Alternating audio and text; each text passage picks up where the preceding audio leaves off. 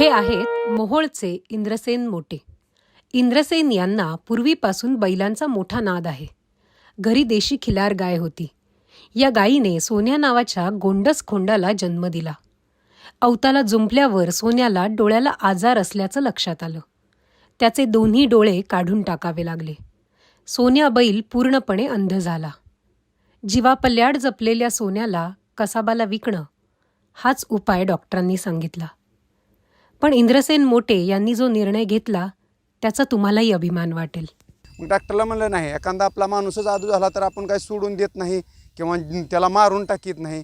त्यामुळे आपण ह्याला जीवानीशी काय खेळायचंच नाही. म्हणलं आपल्याला ह्याला कसाबाला द्यायचा नाही. इंद्रसेन यांच्या आईने अंध सोन्याला जीवापल्याड जपले.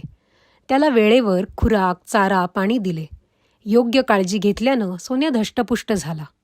मोटे कुटुंबाने सोन्याच्या मानेवरील सुरा दूर करत सोन्यावर उपकारच केले.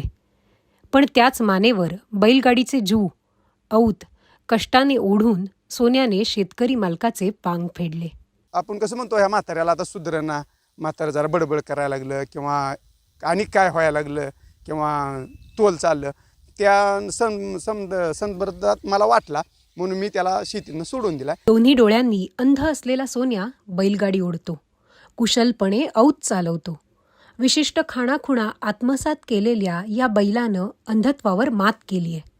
मोटे कुटुंबाला आपल्या सोन्या बैलाचा मोठा अभिमान वाटतोय.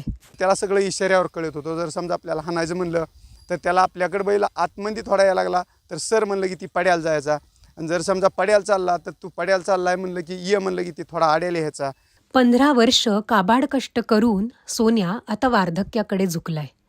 त्याला पूर्वीसारखं काम होत नाहीये. इंद्रसेन यांनी त्याला अवताला जुंपणं बंद केलंय. घरातील वृद्धाप्रमाणे ते त्याची काळजी घेत आहेत. वयाच्या 4थ्या वर्षी 5व्या वर्षी दुई डोळं गेलं त्याचं. तेव्हापासून आता 16-17 वर्षाचा बैल झाला. मग मी 15 वर्ष बैल हाणला.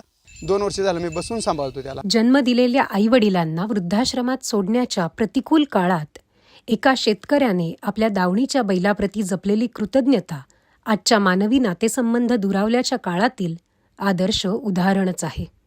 Bureau report, Ashok Kamble, right angle, Solapur.